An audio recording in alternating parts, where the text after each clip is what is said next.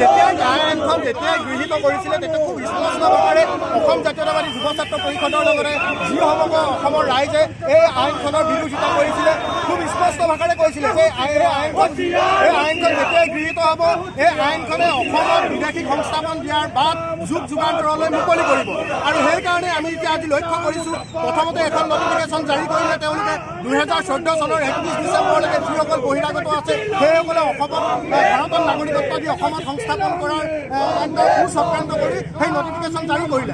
আৰু যোৱাকালি পুনৰ আকৌ নটিফিকেশ্যন জাৰি কৰিছে কি 2024 চনৰ 31 ডিচেম্বৰলৈকে সকলোৱে নাগৰিকত্বৰ আওতাত নাগৰিকত্ব আইনৰ অধীনত তেখেতসকলে নাগৰিকত্বৰ বাবে আবেদন কৰিব পাৰিব।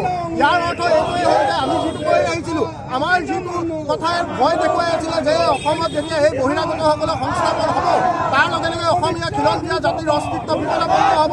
এতিয়া আমি দেখিছোঁ যে এই লক্ষ যেতিয়া বিদেশীক অসমত সংস্থাপন দিব ইয়াৰ লগে লগে অসমৰ খিলঞ্জীয়া লোকসকলৰ ভাষা সংস্থাপন বা সকলো ধৰণেই বিপদ মাতি আনিব। গতিকে আমি প্ৰথমতে যে কৈছিলোঁ যে এই আইনখন খিলঞ্জীয়াৰ বিপক্ষে খিলঞ্জীয়াৰ পৰিপন্থী, গতিকে তাকে প্ৰমাণ কৰিছে খিলঞ্জীয়া বিৰোধী এখন আইন। গতিকে আমি অসম জাতীয়তাবাদী যুৱ ছাত্ৰ পৰিষদে পুনৰবাৰ আমি কেন্দ্ৰীয় চৰকাৰ আজি এই প্ৰতিবাদী কাৰ্যসূচীৰ জৰিয়তে আমি কেন্দ্ৰীয় গৃহমন্ত্ৰী অমিত শ্বাহৰ আজি প্ৰতিকৃতি দাহ কৰিছোঁ, আজি এই গায়কৰ প্ৰতিনিধি দাহ কৰিছোঁ। আৰু এই প্ৰতিনিধি দাহ কাৰ্যসূচীৰ জৰিয়তে আমি অসম জাতীয়তাবাদী যুৱ ছাত্ৰ পৰিষদে পুনৰবাৰ সকীয়াই দিছোঁ এই আইনখন যদি আপোনালোকে পুনৰ বিবেচনা নকৰে বা বিদেশী সংস্থাপন কৰাৰ অসমত সংস্থাপন কৰাৰ যি আপোনালোকৰ পৰিকল্পিত চক্ৰান্ত এই চক্ৰান্তত অসম জাতীয়তাবাদী যুৱ ছাত্ৰ পৰিষদে প্ৰতিটো মুহূৰ্ততে বাধাৰ পৰা থিয় হৈ দিম।